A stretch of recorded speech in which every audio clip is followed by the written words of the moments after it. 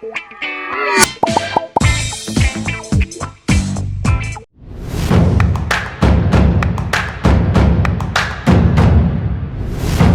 up, everybody? My name is Mizzle. I am an Afrobeats producer and singer from Lagos, Nigeria. I'm on buzzing on Simple TV.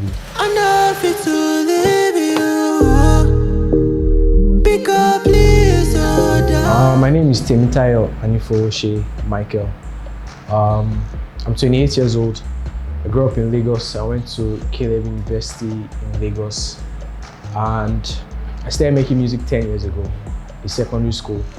Well, I didn't take it seriously until 4 years ago after my service, when I graduated college.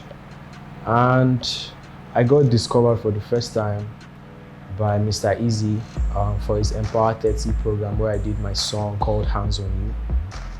And then after that, I put out a set of videos on the 25th of December in 2020. The videos were how-to videos, for instance, like how to make a song like Oxlade or some of Nigeria's biggest superstars.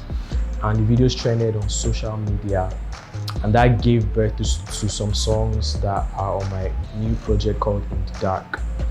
In the Dark EP features Wande Coal, Oxlade, SARZ, Niniola, and Wande Coal, Oxlade, SARZ, and Niniola. 7 songs in the Dark EP. Make sure you check that out. So that's basically my music history.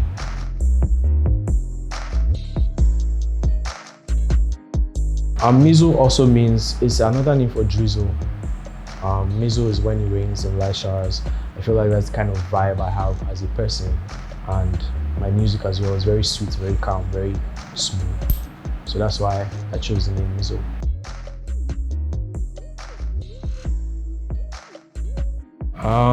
I just tried it out. One of my friends was a rapper, and he used to make music on his laptop, so I tried to do it as well. And as soon as I started doing it, I fell in love with it, so I just kept doing it from then.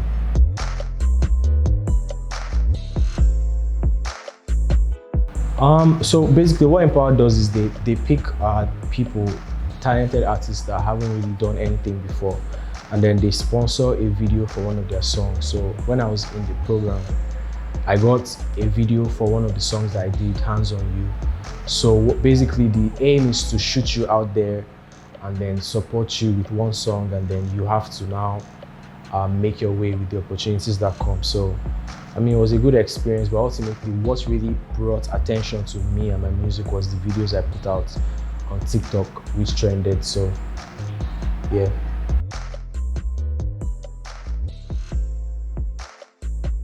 Yeah, making those videos, the TikTok videos, where it was like the process of making it was fun, but the aim wasn't just to have fun. We had intention for, like, there was intention behind what we did. The point was to bring a lot of attention to my social media and then grow everything online, and then eventually turn those people that come into listeners of my own music. So it was just, I mean, we knew that it was going to be good, but it blew up even more than what we expected. So I'm very grateful for that.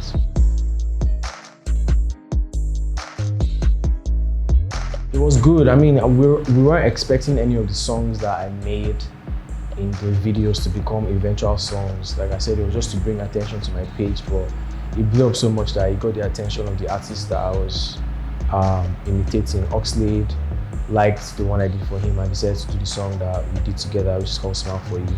It's on the project. And Wande Coal as well liked the one that I did for him and decided to do the song and I put it on the project as well. It's called Angelica. So it really impacted like how the EP was going to take shape. I mean, we have 5 other original songs, but we had to put those songs because of how much people love them. We had to combine it with the remaining songs to make the EP.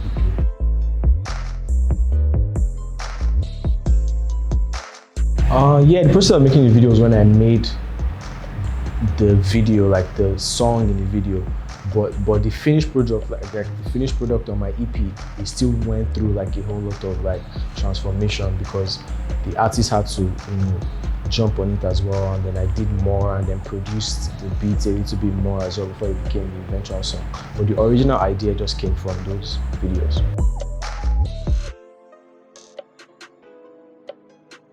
Yeah, I've been heartbroken before, so there's no, yeah, heartbroken, but like I've been confused when I like somebody. I don't know if that's heartbreak, but like when you like somebody, you're not really sure if the person likes you back. And I've used that inspiration to write one of the songs on the project, Mixed Signals. And yeah, I've been in love before. I mean, I'm 28 years old. It would be crazy if I've never been in love with somebody at my age. So, and then yeah, I mean, I guess I'm a sexual enthusiast. I mean, I don't think of myself actively as I'm a sexual enthusiast, but the song was it just inspired that feeling from me. So I guess maybe it says there's something like that that's inside me.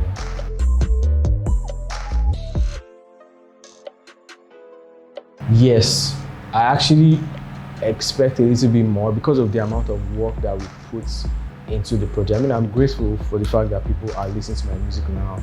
I mean, before this year, I was getting very, very few streams, like nobody's really paying attention. But now it's like like 1,000 folds more than it used to be, obviously, and I'm grateful for that. But the amount of work that we put in and the people that we collaborated with and the effort we are putting into the project, yeah, I'm expecting it to grow even bigger. Yeah.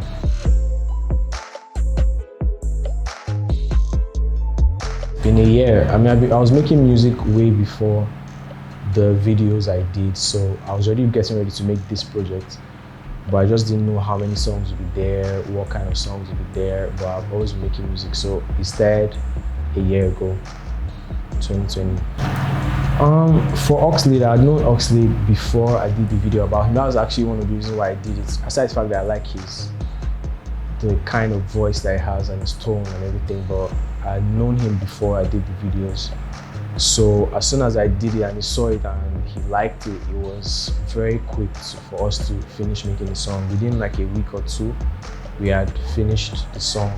But the Wande Coal one took a whole lot longer. It took almost a whole month before we got any response from his team. We just used to hear that he likes it, but we never really made the song until one day when he just called me and I was like, I should come to his house to come and finish the song.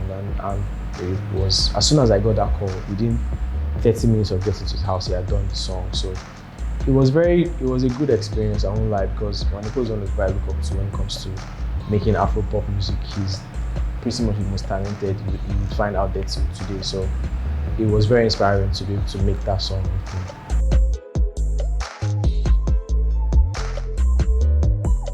Mizzle Love. So the song is the first song on the project for a reason. It's very musical and very sweet, and I feel like it definitely represents everything about me, my sound, my personality, the lyrics of the song, the stuff that I really believe in, and I feel like that's my current state of mind when it comes to relationships. So it was just perfect to be the first song because it's Mizzle Love. Aside from the fact that the message is there, like my name is also like in the song, and it's Mizzle Love.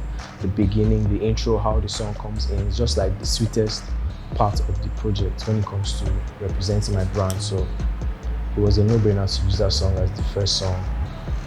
And then the second song, Smile For You, we put it as the second song because that was the song we put out first before anybody heard anything from the EP. We actually released Smile For You as the first single with Oxlade, and that was the most anticipated song from all those TikTok videos I did.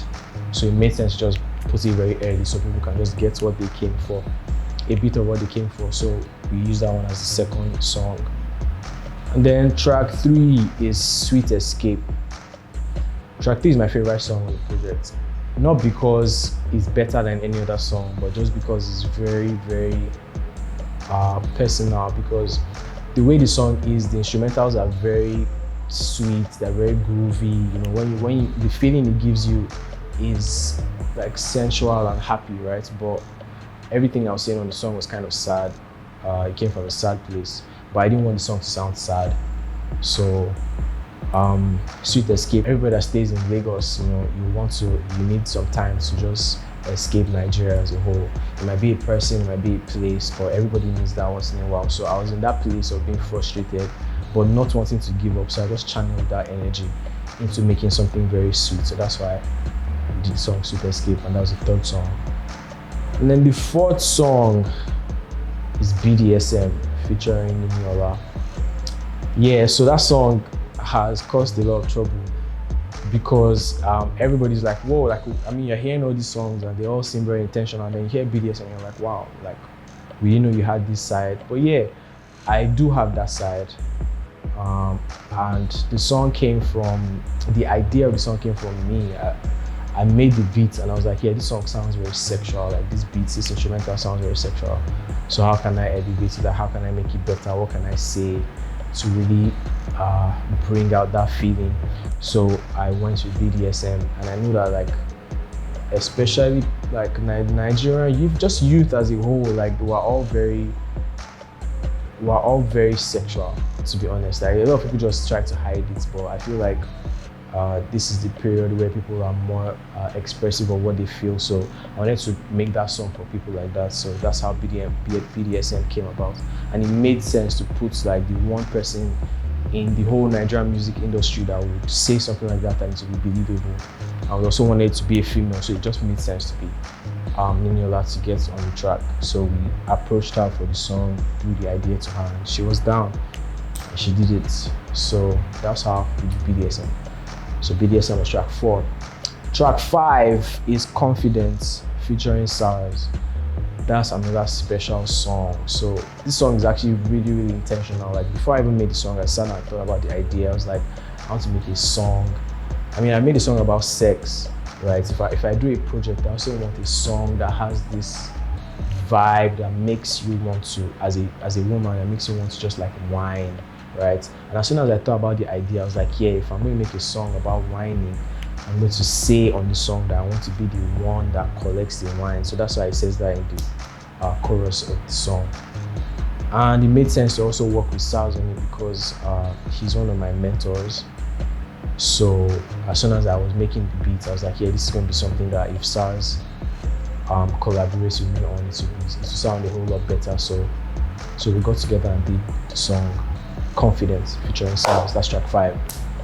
And then track 6 is Mixed Signals. You see, when I was talking about how you are in a relationship with people and you're confused, sometimes they're hot, sometimes they're cold, you don't know if they like you, they don't like you, they're one leg in, one leg out. That was where the inspiration for the song Mixed Signals came from. So I was in that kind of situation. I met somebody and I thought the person liked me because of her actions, and then her actions another time would make me feel like she doesn't really like me. So it was very easy to write that song. I'll be honest, like, I was in that space at that time, so it made sense to do the song Mixed Signals, and it came out very sweet, and I like the emotion that is in the song, so that's why the song is there, number track 6. And then track 7, the last track on the album, The Almighty Angelica. This is like the second most like anticipated song from those TikTok videos that we did. We did the one with Oxlade, and everybody wanted to hear it, but I was getting a lot of requests to do the one with Wande Coal. But I didn't want to do it alone. So once Wande Coal jumped on it, it was like very sure that I was going to be on the project. So we put it as track 7 because we knew people, once they just see that track list and they see the one Wande Coal, they'll just go straight there. So we put it down so that you can actually enjoy the experience of the first song all the way down to the prize Angelica. So that's why I put the song as track 7. That's the project In the Dark by Mizzle.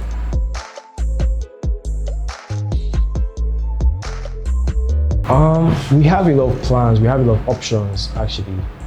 We are still trying to decide which one will be best for the fans, like what experience we want to give them next. But I would say there's definitely going to be more of Mizzle, a lot more Mizzle, you know, and a lot more of those videos that made people fall in love with me anyway. So there's a lot more of those. We're just focusing on the EP right now, but I mean, after this period, we're going to be putting out a lot more content relating to Mizzle and music as well. So who knows who? I mean, we had these superstars on this project, so I mean, if you want to see what's going to happen next, then you have to stick around.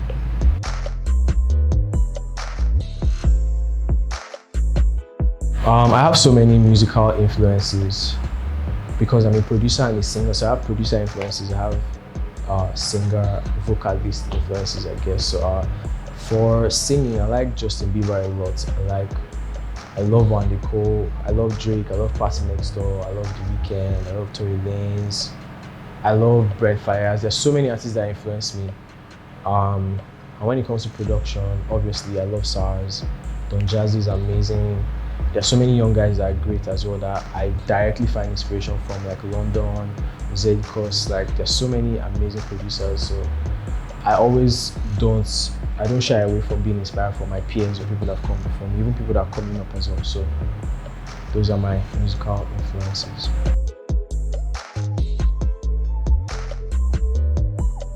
Yeah, I was actually in his writing camp for his albums. He was put out an album, so I made some contributions to some of the songs on that project.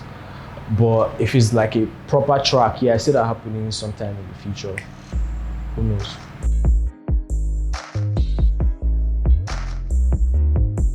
Because they are very troublesome. Like I said, like when we did the videos, when we did the TikTok videos, the Wande Coal one and the Oxlade one, they were literally threatening me. They were like, yo, you must release this thing. If you don't release it, we're not going to do this. We're going to unfollow you. We're going to do this. Like they were threatening me to put out music. So I was like, wow, my fans are very aggressive.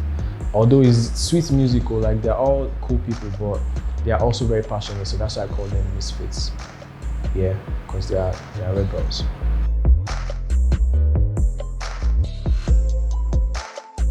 I'll probably be a pickup artist.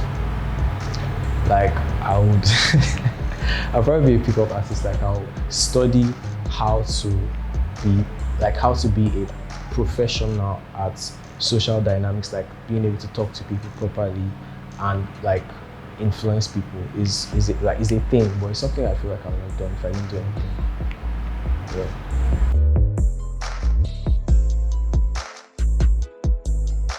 My message to my fans, I mean, 100%, like I didn't have you before December last year. We were very few. I still know like the few people that used to support me, but I'm welcoming everybody else that's new, you know, all my misfits. We have an amazing journey ahead of us, so continue to stick around and I hope we grow because there's a lot to be done, right? A lot. And therefore, the upcoming artists and producers, because that is also very important, consistency is the key. Consistency in every capacity. Like you can't be consistent only by making music. Like you have to keep making music, but you have to also be thinking of innovative ways that you can differentiate yourself, like, you know, using your social media very consistently and trying to be different, because there's always something that is out there already, you know. Instead of copying, it's better you try to do something else. Like T-Pain said, do something else. Yeah, that's pretty much it.